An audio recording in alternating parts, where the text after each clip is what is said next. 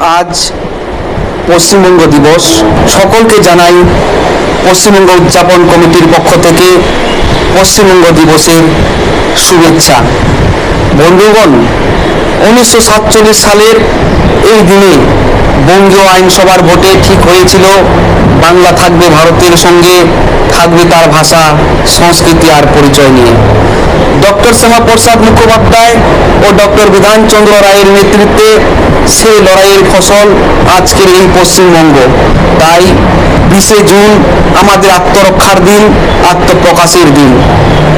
আমরা এই কমিটি গড়েছি একটি কারণে, বাঙালি যেন নিজের শিকড় ভুলে না যায়। রবীন্দ্রনাথের সেই কথা আমরা আজও ভুলি নাই, সবার উপরে মানুষ সত্য, তাহার উপর নাই। অন্যদিকে বিবেকানন্দ বলেছিলেন, জীবে প্রেম করে যেই জন, সেই জন সেবেছে ঈশ্বর। মাদার টেরেসা এই কলকাতার বুকে আর্তের সেবা করে নোবেল পেয়েছেন। এই হলো আমাদের বাংলার আসল পরিচয়। পশ্চিমবঙ্গ কারো একার নয়, হিন্দু, মুসলিম, খ্রিস্টান সবার রক্তে গড়া এই বাংলা।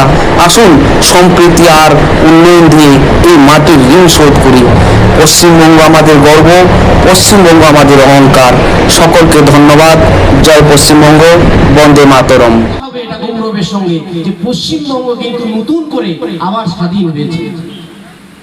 তাই পশ্চিমবঙ্গের এই স্বাধীনতাকে যদি জানতে হয়, সেই স্বাধীনতার সব থেকে বড় ভান্ডারকে যদি জানতে হয়, আমাদের শ্যামাপ্রসাদ মুখার্জিকে জানতে হবে। এই শ্যামাপ্রসাদ মুখার্জির ছবি প্রতিটা বাড়িতে আপনারা দেবদেবীর পাশে রাখবেন। কেন?